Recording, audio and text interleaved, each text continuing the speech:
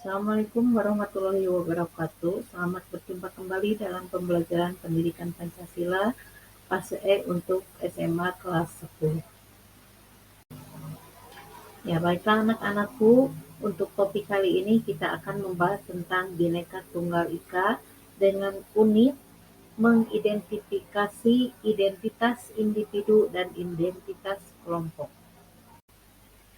Nah, adapun yang menjadi tujuan dalam pembelajaran ini, di mana peserta didik mampu menjelaskan apa yang dimaksud dengan identitas, baik pada aspek jenis identitas maupun pembentukannya, dan mampu memberikan contoh tentang masing-masing jenis identitas dan mengkaitkan konsep identitas tersebut dengan Pancasila.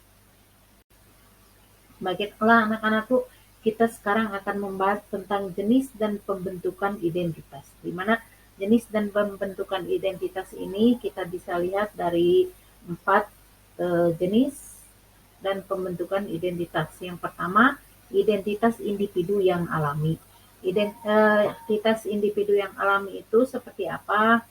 Misalkan kita bisa melihat seseorang dari warna kulit, atau misalkan dari warna rambut, atau sifat seseorang ya, yang mungkin pemarah, yang mungkin pemaaf.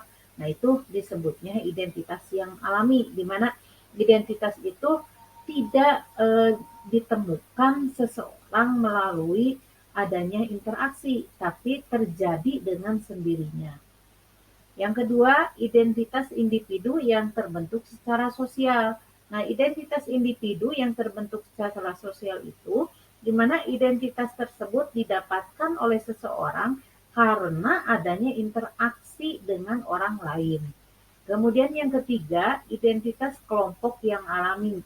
Nah, identitas kelompok yang alami di mana terjadinya kelompok-kelompok sosial yang dikarenakan adanya eh, ciri-ciri yang sama, misalkan adanya ras yang sama, atau misalkan eh, adanya kepentingan yang sama.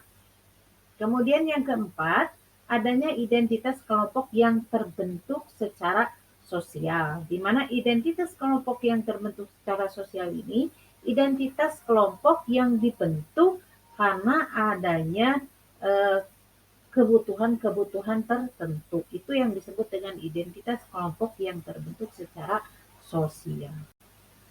Nah, sekarang bagaimana dengan kita selaku bangsa Indonesia? Apakah punya identitas?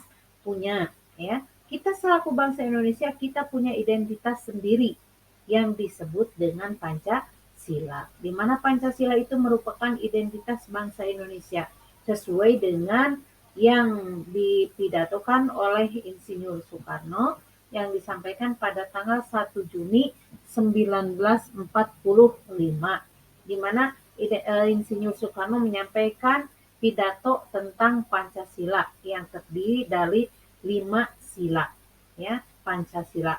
Di mana dari 5 sila Pancasila tersebut merupakan identitas kita sebagai bangsa Indonesia yang digali dari kearifan serta kekayaan nilai bumi Indonesia. Nah, di mana identitas bangsa Indonesia ini harus terus berkembang, harus terus ada pada diri setiap manusia Indonesia. Nah, bagaimana caranya agar Pancasila sebagai identitas bangsa Indonesia terus hidup? Di mana Pancasila itu bukan hanya sekedar untuk dihafalkan saja, melainkan juga harus diamalkan sehingga bisa diresapi, kemudian terus menjadi kepribadian bangsa. Baiklah anak-anakku, pelajaran hari ini sudah selesai. Ibu ucapkan terima kasih.